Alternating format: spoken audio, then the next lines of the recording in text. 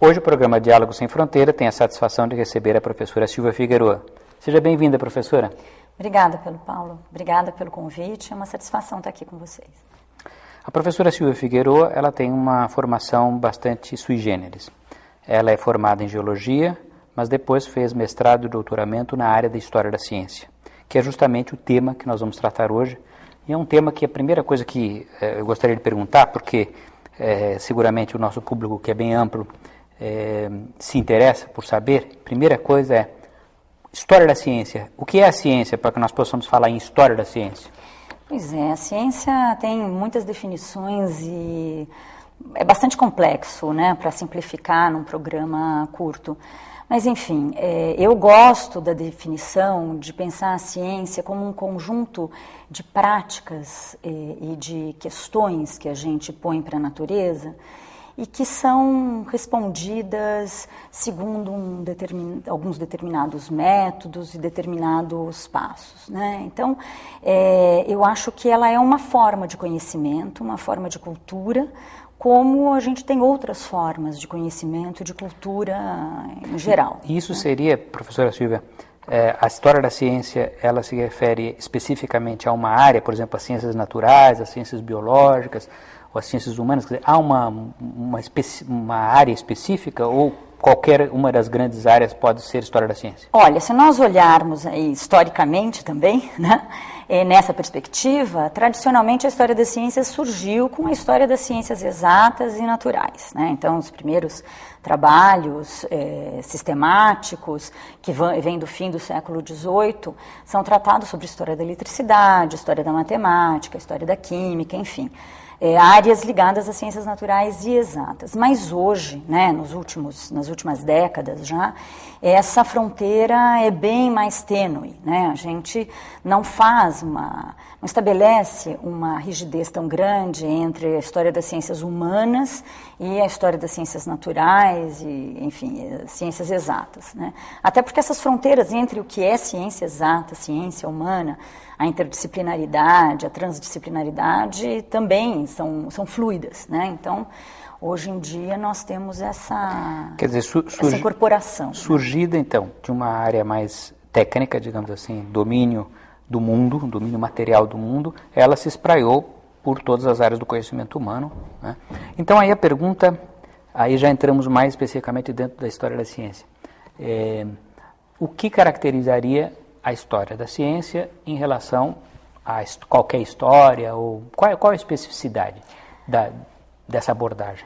Se é que há uma especificidade. Pois é, essa é uma discussão também, né? Há até uns 40 anos atrás, 50 anos, mais ou menos, década de 60 e principalmente década de 70, nós temos aí um ponto de inflexão nesse momento.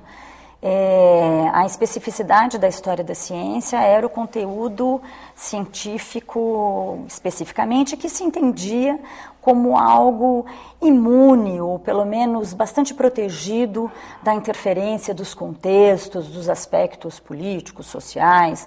O conteúdo científico mesmo seria algo a ser preservado na sua especificidade, né? A partir das críticas que apareceram nos anos 60 e 70, hoje as modernas abordagens de história da ciência já entendem que o próprio conteúdo científico, tecnológico, ele é contingente, né? Então ele é radicalmente histórico.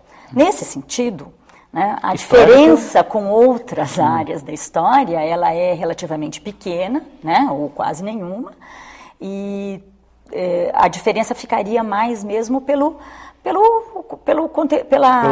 tema, pelo objeto em si, né? Mas quer dizer, então, histórico também, pelo que estou entendendo, no sentido de que as condicionantes da época, da cultura, exatamente, da religião, no qualquer outra. Contexto, né, no sentido amplo, econômico, político, social, religioso, cultural, enfim, tudo isso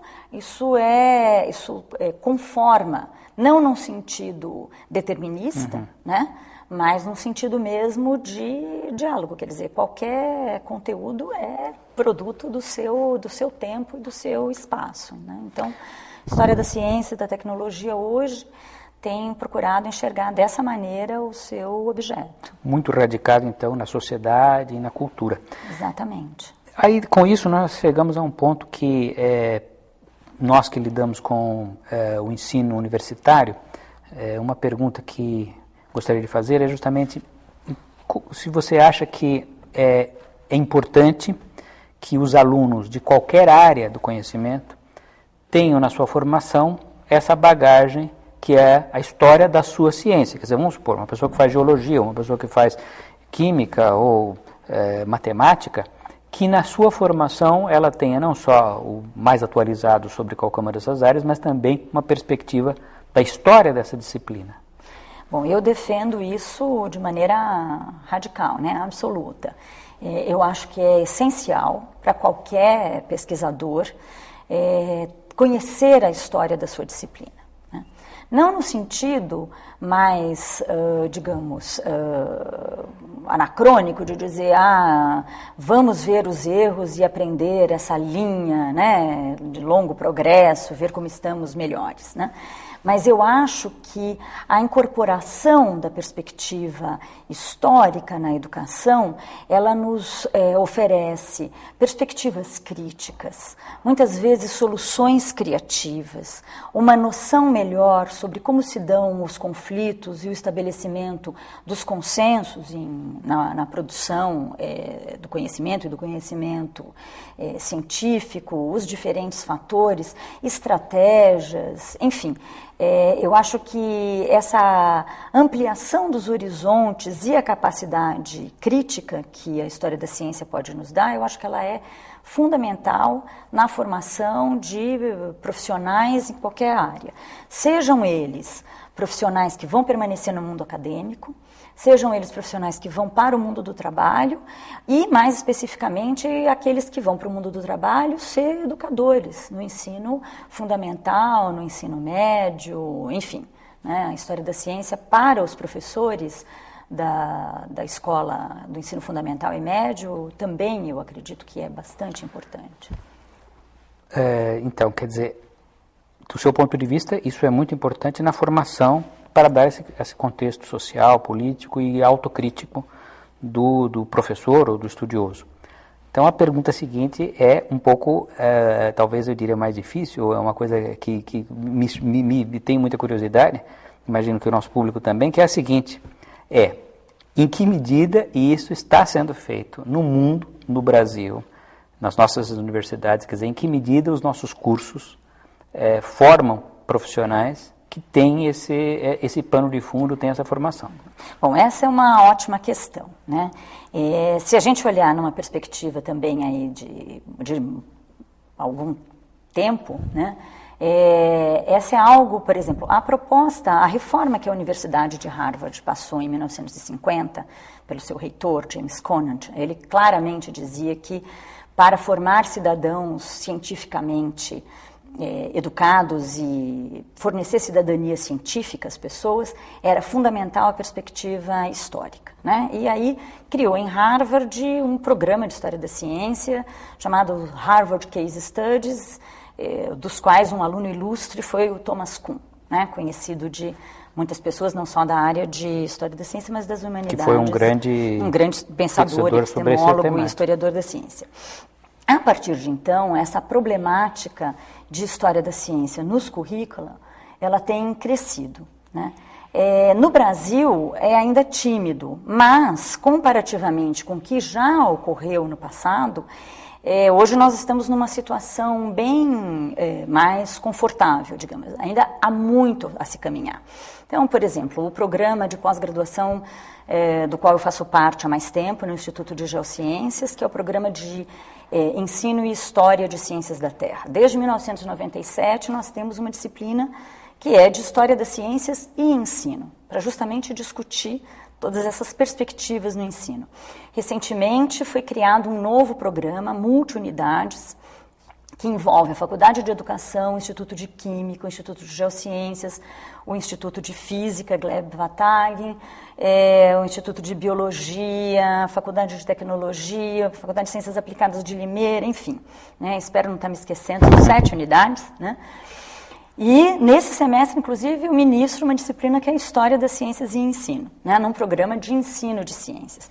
Essa área ela está contemplada nos comitês e em alguns programas de ensino de ciências no comitê da CAPES de ensino de ciências. Então, há colegas na Bahia, em Santa Catarina, aqui em São Paulo, no Rio de Janeiro, que têm trabalhado com isso, né? Então, está chegando, né? No plano internacional, nós temos revistas já, vários periódicos que são periódicos que contemplam uma enorme quantidade de artigos científicos que conectam ou relatam experiências ou fazem reflexões teóricas sobre as relações e as possibilidades entre a história das ciências e da tecnologia e o ensino. Então, assim, o que se percebe nas diversas ciências é que há uma crescente preocupação com a história da própria disciplina.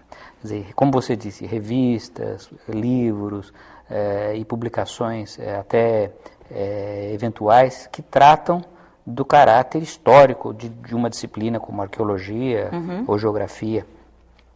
No entanto, essa preocupação que eu acho que ela é quase que de todas as disciplinas, pelo menos as que eu conheço, no entanto, eu acho, para saber a sua opinião, porque de que na formação do graduando, da pessoa que vai ser porque você falou num curso de pós-graduação, que é muito bom, mas já é uma especialização.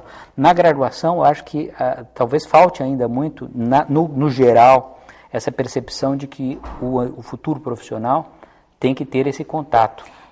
Então, Pedro, quando eu disse da pós-graduação, é porque justamente esses nossos alunos de pós, de mestrado e doutorado, são professores, na sua maioria, ou se tornarão professores, né? Então, é uma maneira de você já trabalhar com o próprio professor para que ele leve isso para a sala de aula, né? Mas aqui na Unicamp, alguns cursos, por exemplo, eu lembro que as engenharias, já faz tempo, elas têm uma disciplina que o próprio Instituto de Geociências oferece, que é Ciência, Tecnologia e Sociedade, né? Que não traz uma abordagem exclusivamente histórica, mas a histórica é uma delas, faz parte, né? Mas justamente para completar um pouco essa formação. No IG, na graduação, eu ministro uma disciplina que é de História das Ciências Naturais e também recebo alunos de outras áreas da Unicamp como alunos fazendo como eletiva ou extracurricular. Eu acho que ainda existe, do ponto de vista... quer dizer, essa questão esbarra num problema um pouco mais amplo, que é o seguinte: nós temos, em geral, cargas horárias de cursos, né? Os currículos são pesadas, né?